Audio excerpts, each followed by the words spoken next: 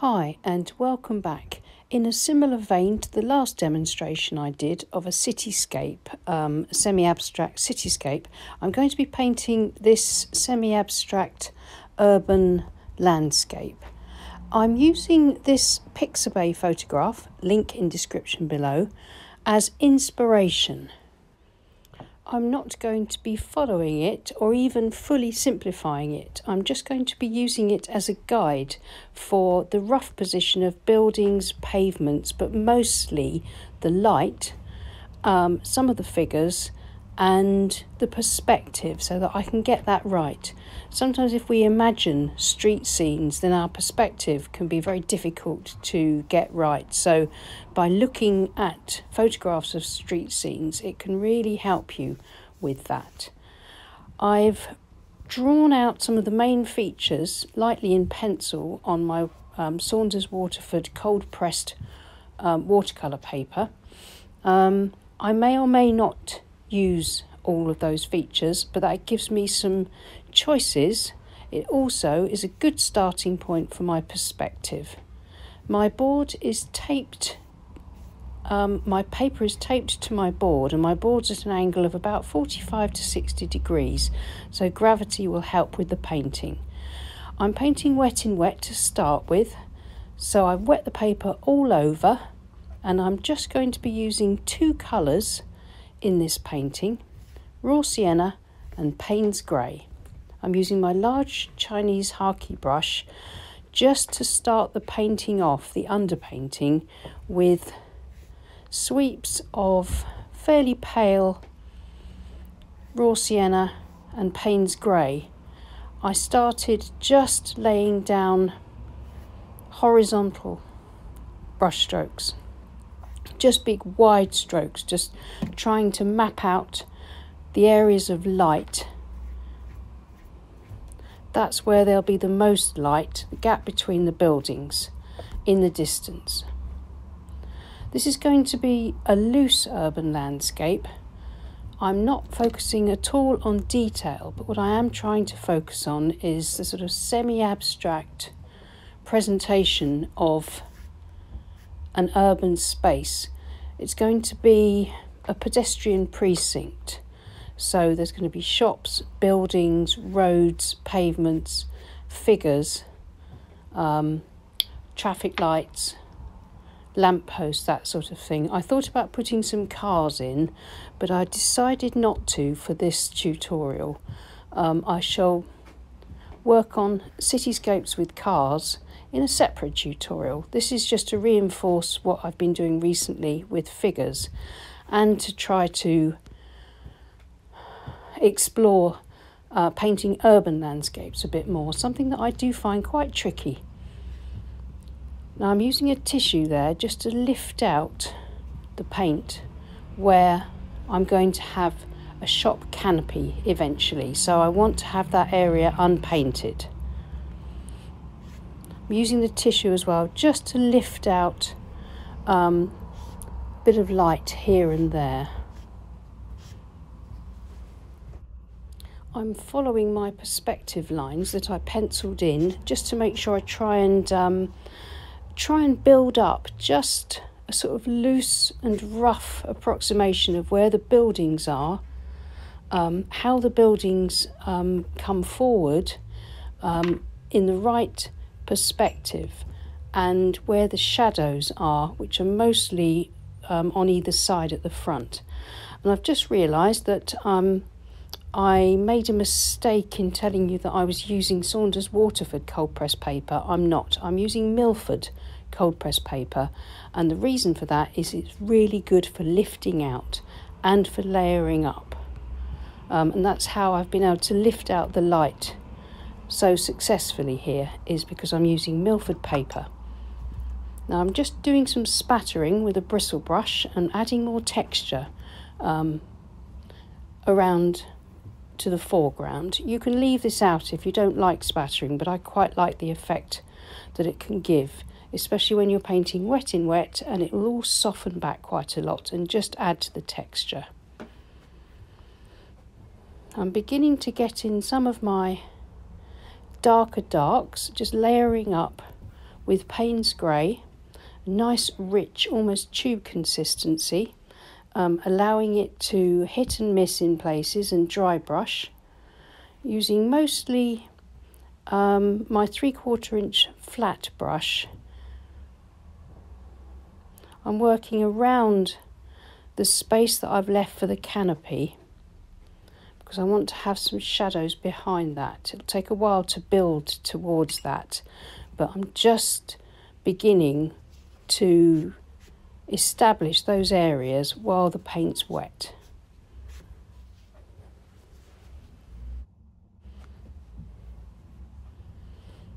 So I'm continuing to work across the painting quite quickly. It's cotton paper, so it stays wet for a long time, which means that I can work on it for a long time. But as it dries, I need to make sure that my paint's quite thick and rich, so that it doesn't then cause runbacks. Watery paint on a damp painting will cause all sorts of problems with marks, runbacks, blooms, etc.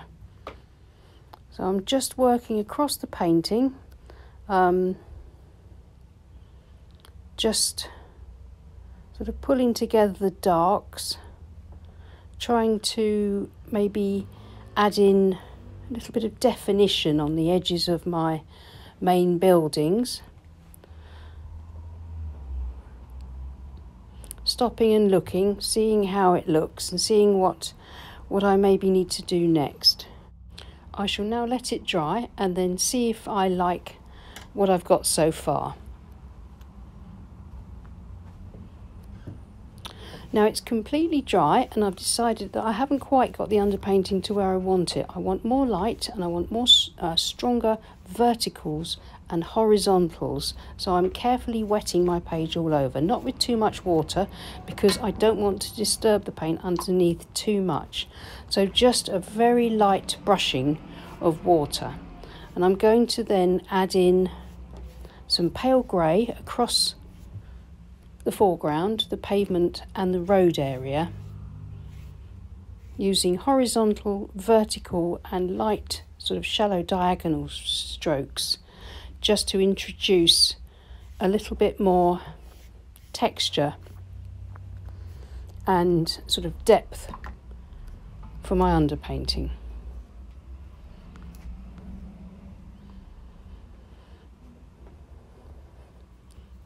Now I want to add in the same way, but with my smaller Pro Art Ron Ranson Harkey brush, I'm going to add in some stronger raw sienna, and this will diffuse out and really add in more light across the shop windows there, and reflected light in the roads and on the windows and in the area that I want to keep light between the buildings.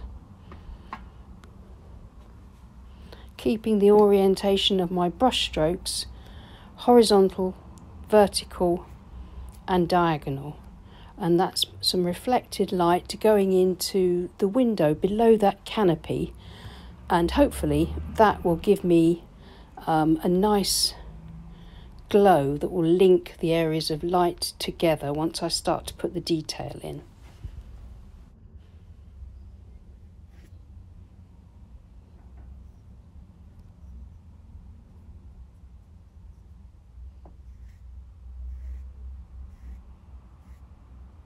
I'm much happier with that. I'm going to leave it to dry now.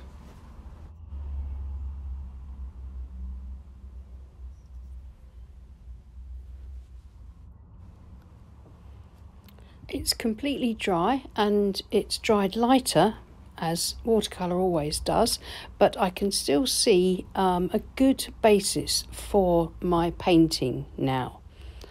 I'm going to use the flat brush here with quite a weak watery mixture of Payne's Grey, and I'm just going to establish that distant building. So now is the time I'm going to start putting some detail into my buildings, sort of like a first layer, and I'm going to try and just slowly build it up kind of organically until it begins to look the way I want it to look. just putting in some darker, richer Payne's grey on top of that already quite dark area, just to suggest windows and maybe a cornice or some sort of architectural feature. Now I'm following my lines of perspective there. It's very important that I got my perspective right when I was doing the drawing, and that I follow those lines in order to have those kinds of angles correct. I think the vanishing point for my perspective lines is going to be somewhere just to the left of the canopy, maybe just in the middle of the gap between those two houses. But if you follow that line of the cornice above the canopy and were to place a ruler, you would see where the vanishing point is, and that's the point of reference that I use when I put in anything that has perspective here.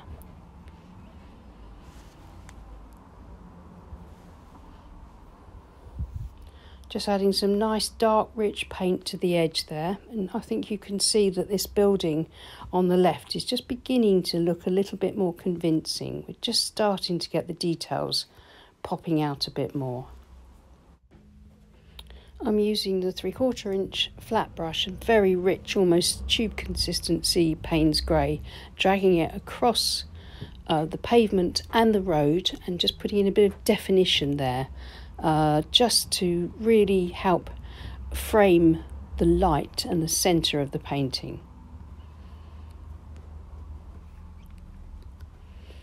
There is a full 4-part tutorial for this on my Patreon page. Follow the link if you're interested in taking a look at that.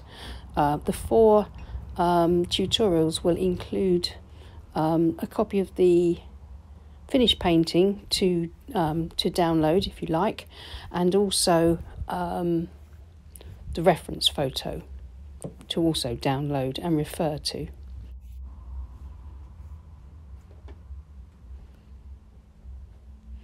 Still working with the flat brush to just build up those very, very light layers and touches that help to keep my pavement and road looking sort of textured and flat, but not losing all my light. Now this is a medium consistency or wetness of Payne's grey, and I'm just going to establish the building, the farthest building for this block here on the left. Trying to keep a nice hard edge here, because I think it'll work quite well with these dark buildings to stand out against the lighter background.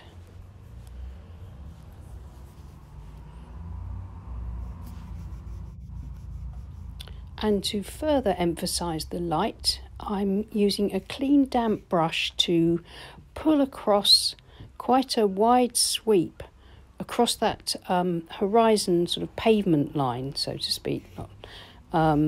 Horizontal, it's not the horizon, but it's where I want my road to be. And then I'm just going to lift out the paint and then just wipe across with a tissue to lift out a bit more, and that just gives me my area or path of light across the back and gives a good separation between the distance and the foreground. I'm going to leave everything to dry now and then come back and carry on.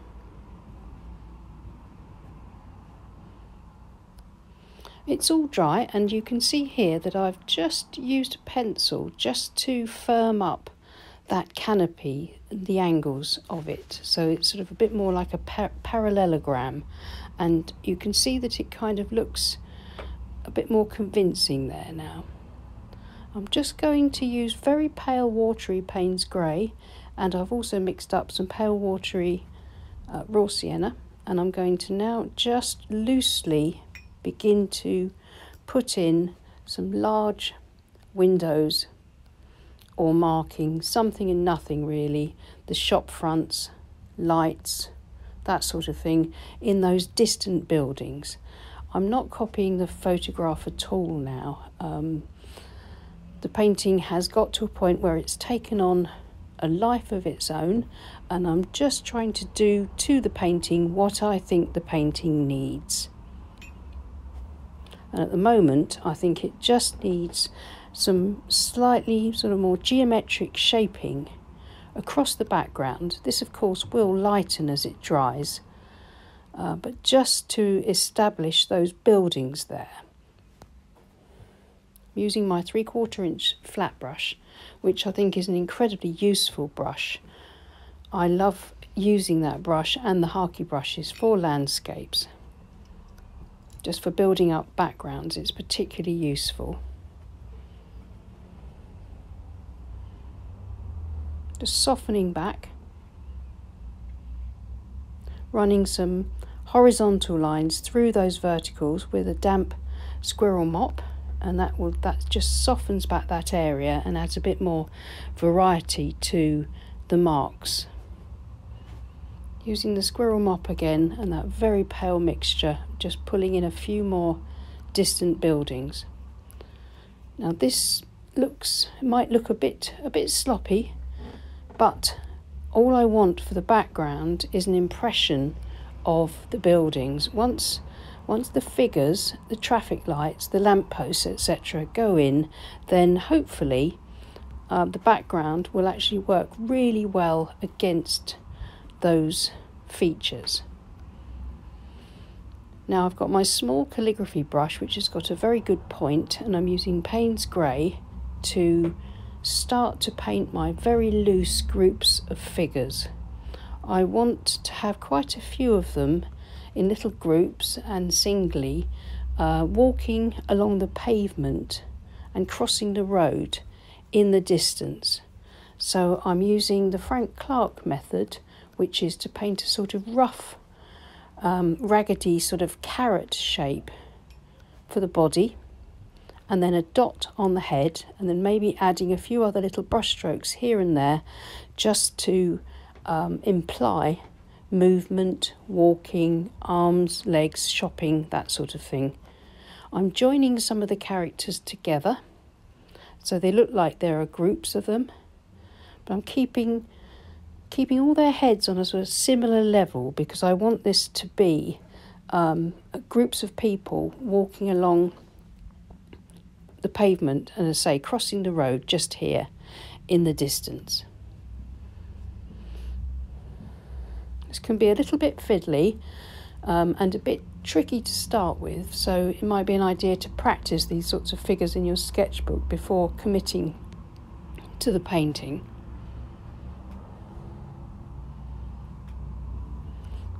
And the harder you try with these sorts of figures, the less convincing they look, strangely enough. I think if you just try to be really rough and ready with them, then you will end up with far more convincing and figures that have a bit of movement and a bit of life.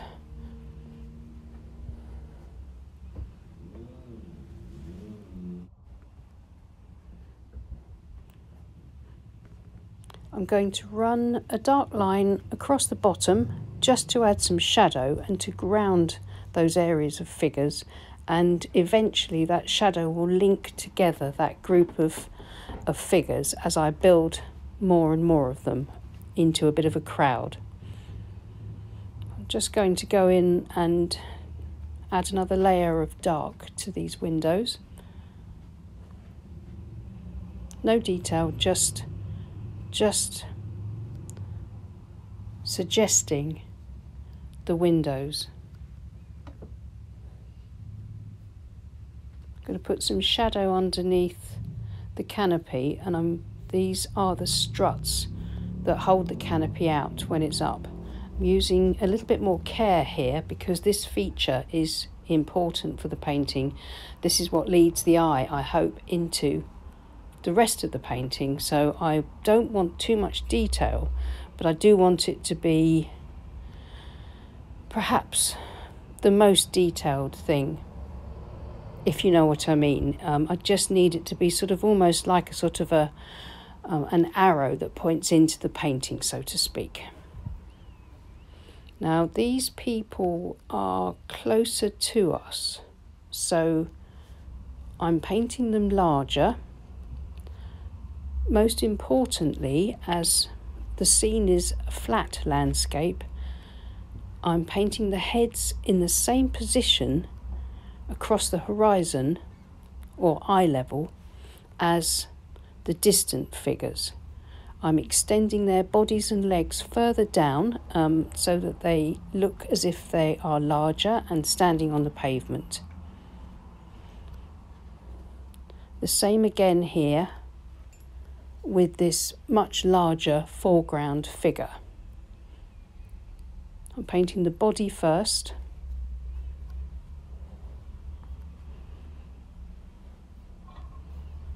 Using a calligraphy brush again that holds a lot of paint, and it also has a good point so that I can apply paint using the whole brush or the tip according to the kind of brush stroke that I want. It allows me to paint quickly and loosely but quite accurately as well. So this large foreground figure again has the head painted at the same sort of level as the heads of all the other figures. Now this helps to keep the perspective looking convincing.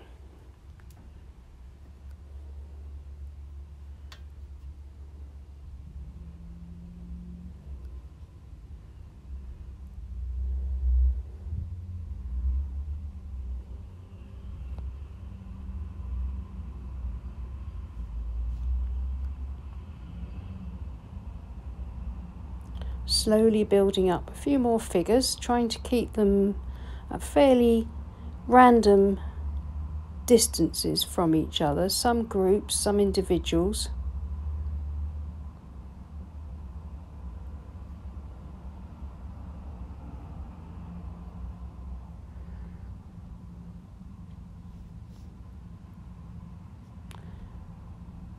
Joining with that shadow again underneath. I'm leaving quite a big gap between the two groups there because I'm going to put in a family grouping.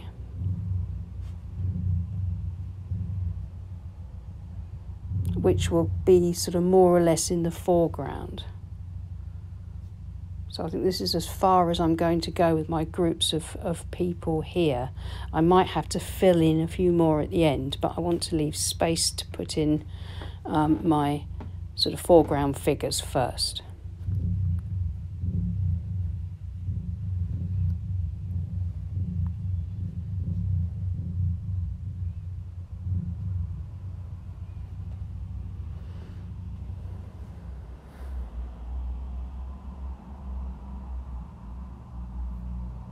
The figures are all nice and dry, so I'm going to just rough in my lampposts now. I'm going to see if I can get a straight line using this stick as a guide.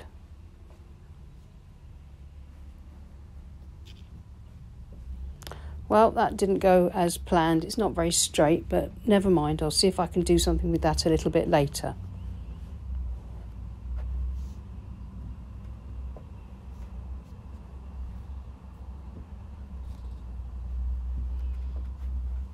Just going to try again for the next traffic light.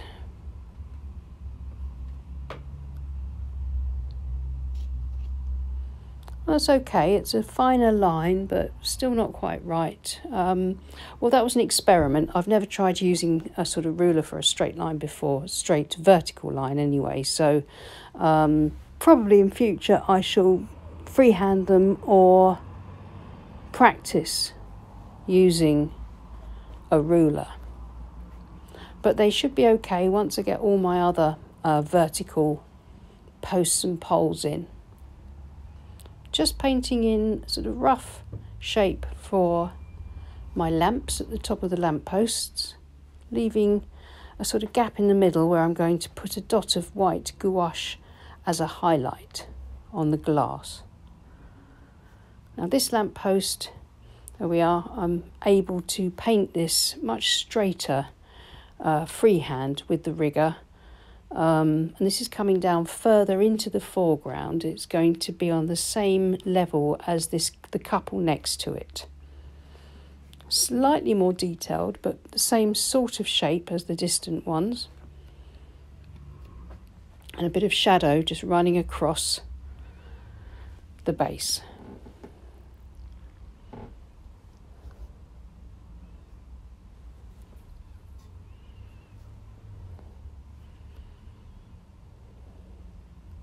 Now I'm going to paint my foreground figures. This time it's a family group. I want 3 figures here, and I want them to be quite large, almost as large as the figure on the right. Not quite as large because they're a little bit further back in the street. So again, it's that kind of loose painted shape that tapers towards the bottom. The head is a little bit higher than the ones at the back, but I wanted this to be quite a tall, imposing character. The figure next to it will be slightly shorter, and I'm joining the figures and bringing that shape down to sort of look like maybe a swinging coat. And this will be a slightly shorter figure, and the head will be sort of closer to the head level of the other figures. Just there, that head there, and the little lines underneath will kind of hopefully indicate sort of a big loosely wrapped scarf or something. Make that shoulder very slightly larger, just to balance out the shape of the figures a bit more.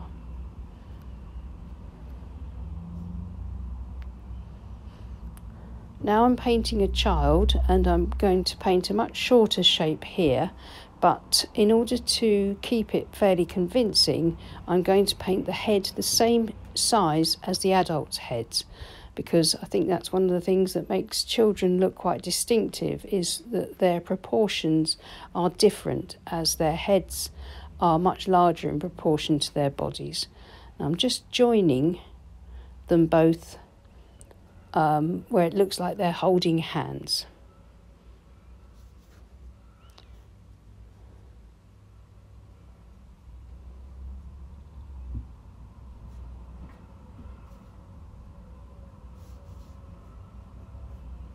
Pulling that horizontal shadow along.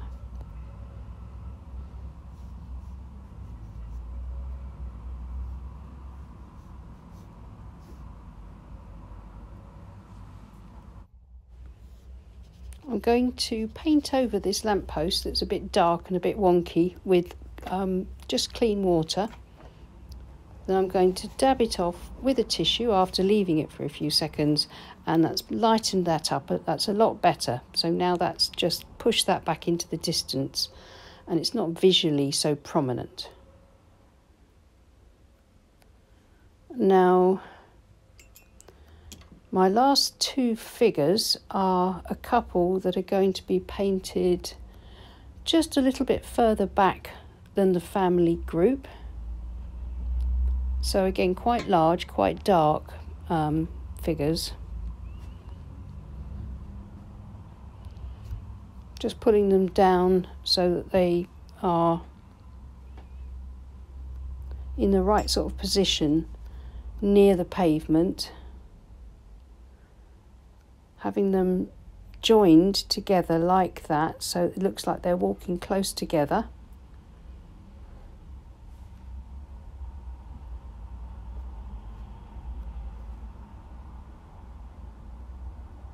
Always add the heads last, because then you can sort of get the heads working with the shapes that you've managed to get for the bodies better.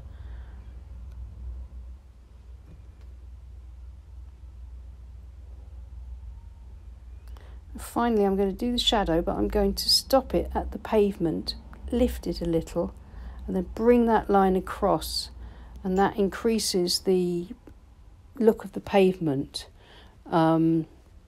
subtly.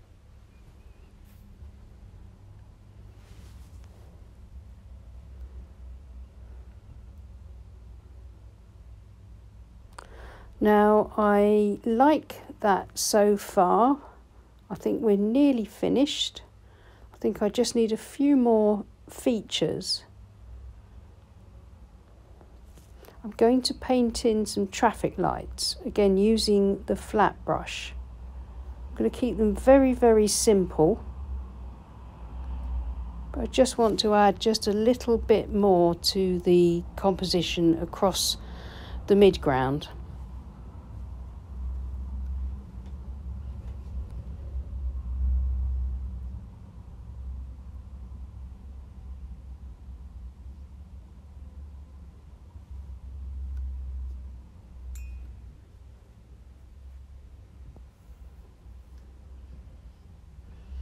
All of these features that are painted in much darker kind of link together with their shadows, so they become something that brings together the painting as a whole. The underpainting concentrated on keeping the light and building in the mid-tones, and now all of this detail that I'm putting in for this, it's basically a tonal painting, I suppose, but all this detail now is the darkest darks, and to make sure that those dark tones don't sort of just swim around sort of by themselves in the painting, it's important to link the dark details together somehow so that the painting works in a harmonious way. In this painting, it's the shadows that mostly do that job of linking things together.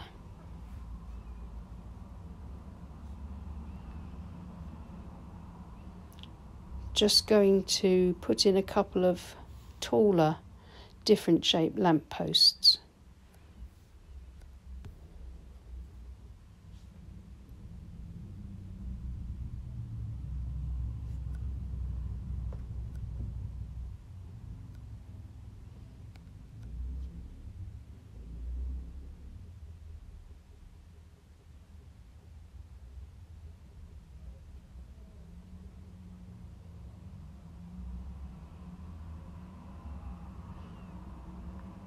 Just going to try and make sure I get them the same sort of height roughly. Don't have to be exactly the same height, but I want them to be very similar.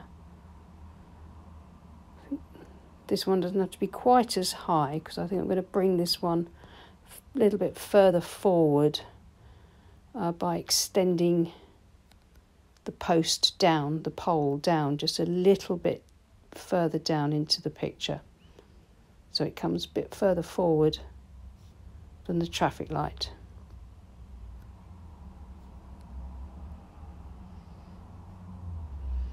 And then that all-important linking shadow, this time I'm going to make sure it goes behind the figure group, the family group there, but extends mostly across the road. Some nice rich paint swept very quickly across the foreground so that I get some nice dry brush sparkle and nice shadow across the front and the base of the painting, just to help with the sort of to frame the light. And I think that's just about all the painting done. All it needs now is some white gouache highlights. So I'll wait for it to completely dry and then come back with some white gouache. Now I'm mixing the gouache up in a separate little container. This is just a pot lid because I don't like to have gouache on the same palette as my watercolour paints because it can sort of contaminate them and make them cloudy. I'm just using my small Chinese calligraphy brush to dot in the white gouache highlights into all my lampposts first, and the traffic lights,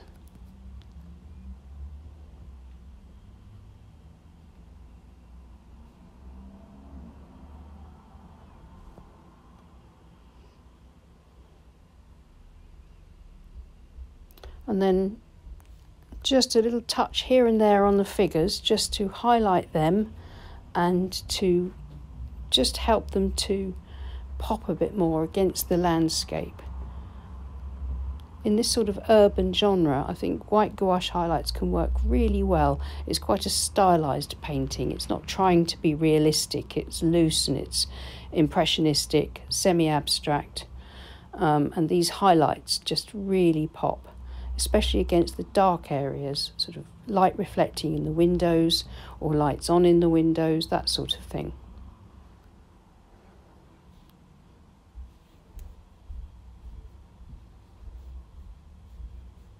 Trying to apply the highlights sort of fairly randomly so they don't look too contrived.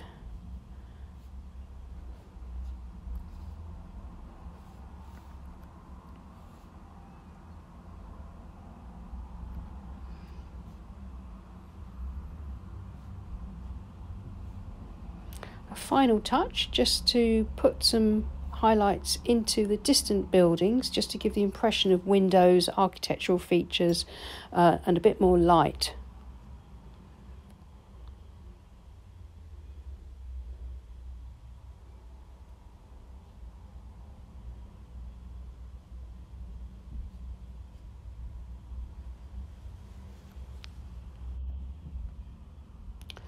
And I think I'm happy with that. That will do. It's now finished. Here's the painting. I've removed the tape, and the clean white border really helps to show off the shadows around the edge, around the three sides, and the light across the top. I'm still relatively inexperienced with this genre, but I think I learnt a lot from this, and we'll be doing some more at some point. Thanks so much for watching. Please like and subscribe if you haven't already, and thank you so much to my lovely Patreon group who support this channel. I'll see you again soon. Take care, stay safe, and happy painting. Bye.